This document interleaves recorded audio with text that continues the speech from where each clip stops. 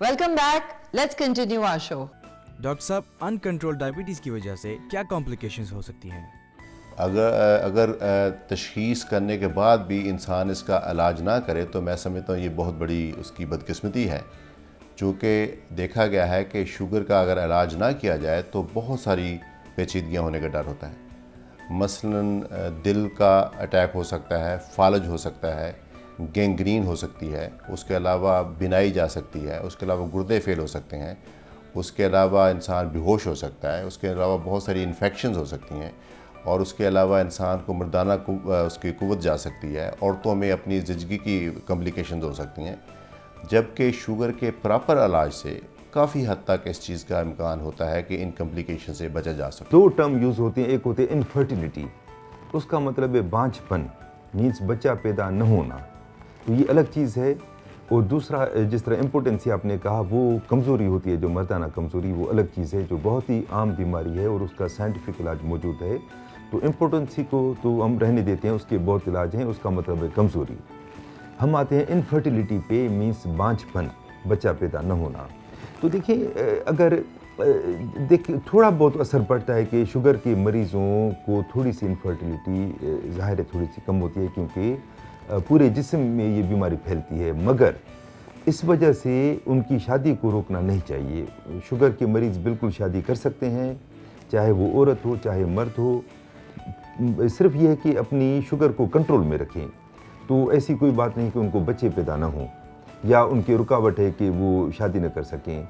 अगर यानी डायबिटिक खातून हो जिसको हमल के दौरान यानी कंटिन्यू ज़ाहिर होगी या कभी कभी हमल के दौरान फर्स्ट टाइम डायबिटीज़ शुरू होती है, जिसको जेस्टेशनल डायबिटीज़ कहते हैं हम, उनमें थोड़े से कॉम्प्लिकेशन के चांसेस बढ़ जाते हैं अगर शुगर कंट्रोल ना हो तो ऐसी ख़वातीन जो शुगर जिनकी फ़र्स्ट टाइम डायग्नोसिस हुई है प्रेगनेंसी के दौरान या शुरू से डायबिटिक हैं, उनका थोड़ा सा सख्ती से कंट्रोल करते हैं, फ्रीक्वेंट इंटरवल पे उनको बुलाते रहते हैं, उनके टेस्ट करते रहते हैं, जच्चा और बच्चा दोनों का, मतलब यानी गायनिकोलॉजिस्ट बच्चे की केयर करती है और डायबिटोलॉजिस्ट जो है डायबिटीज स्पेशलिस्ट मदर की केयर करता है। तो ये टीम वर्क होता है और अगर क्लोज कोऑर्डिनेशन हो, मरीज़ को ऑपरेशन करे तो बिल्कुल सेफ प्रेगनेंसी होती है, ठीक होती है।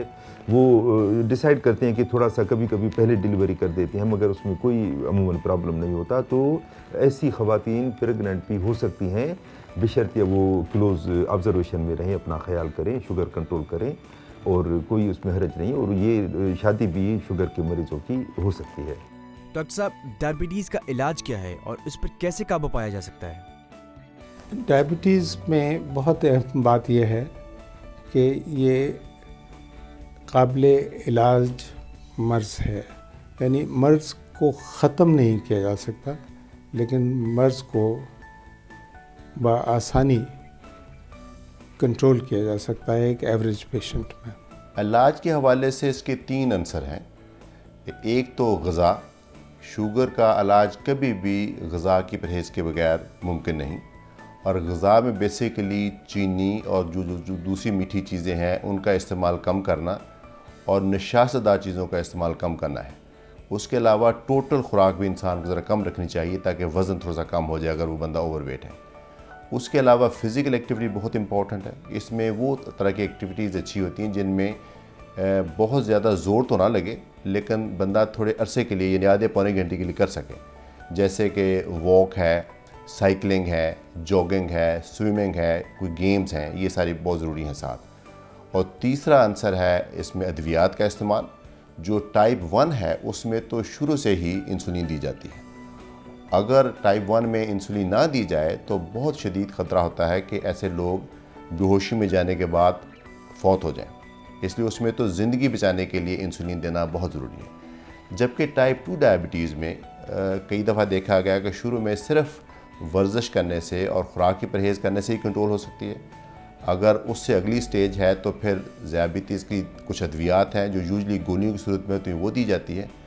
और ये है कि हर शख्स को, हर डायबिटिक को अगर उसको अच्छी ज़िंदगी मिल जाए तो उसको आम तौर पे इंसुलिन की ज़रूरत पड़ती है। तो अगरचे हम टाइप 2 को इंसुलिन डिपेंडेंट नहीं कहते, लेकिन टाइप 2 में ही मोस्टली इंसुलिन की ज़रूरत पड़ती है, बिकॉज टाइप 2 जैसे मैंने अर्ज़ किया कि 95% टाइप 2 होती है।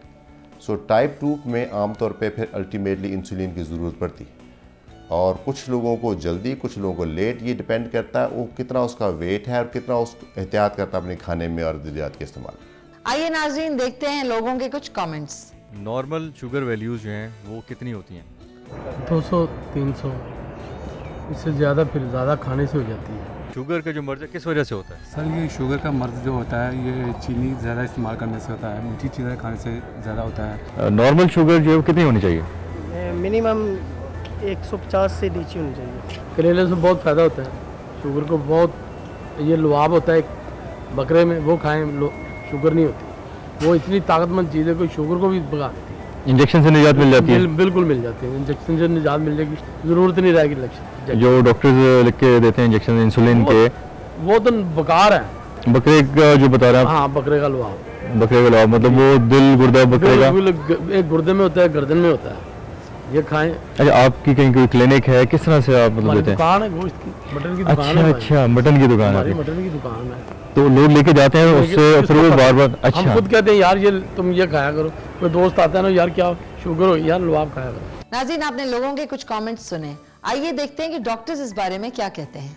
और ये मीडिया का किसी हद तक नेगेटिव रोल भी है। अनफॉर्चुनेटली हमने देखा है कई चैनल्स के ऊपर कुछ इस तरह के प्रोग्राम आते हैं जो स्पॉन्सर्ड, जो एक शख्स आके कहता है, आके दावा करता है जी कि मैं शुगर को जड़ से ख़त्म कर दूंगा। अगर ऐसा होता तो ये तो मल्टी-बिलियन डॉलर की फार्मूला है, दुनिया सारी लगी हुई है शुगर का इलाज डिस्कवर करने में। अनफॉर्चुनेटली ऐसा पॉसिबल अभी नहीं है।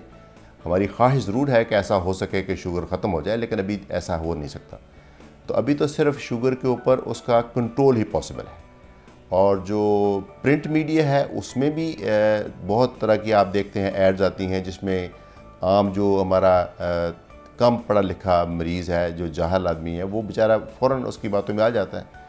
और मैं तो ये समझता हूँ कि इसको अगर हम अपनी प्राइमरी स्कूल या मैट्रिक के लेवल पे जो करिकुलम में किसी तरीके से शामिल कर दें, थोड़ी सी अवेयरनेस कि ये क्या क्या चीज़ें हैं जो कि शुगर का बायस बन सकती हैं, तो ये बुरा आइडिया नहीं है। चूँकि बहुत सारे लोग ऐसे हैं जिन जब तक वो मैट्रिक FSC करते हैं, उनको पेरेंट्स को ऑलरेडी डायबिटीज़ हो चुकी होती है। तो जब तक उनको पता चलता है अपने वालिदैन से, तब तक ऑलरेडी मुमकिन उनके अंदर भी वो प्रोसेस डेवलप हो चुका हो जो अल्टीमेटली डायबिटीज़ का बायस बनता है।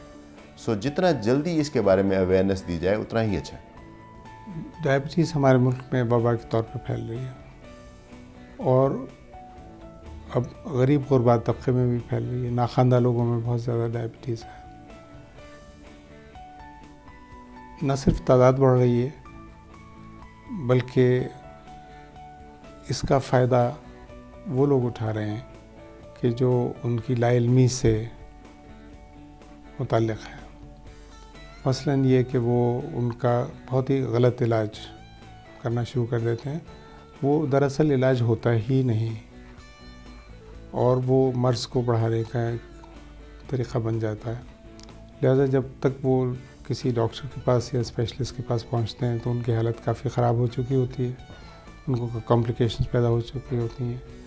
वो तासुर ये देते हैं कि हम ऐसा इलाज करेंगे कि डायबिटीज़ का मर्ज़ जड़ से ख़त्म हो जाएगा, आपको डायबिटीज़ रहेगी ही नहीं। According to American Diabetic Association (ADA), a person has diabetes if his or her blood sugar level is more than or equals to 126 mg per deciliter in fasting or more than or equals to 200 mg per deciliter in random.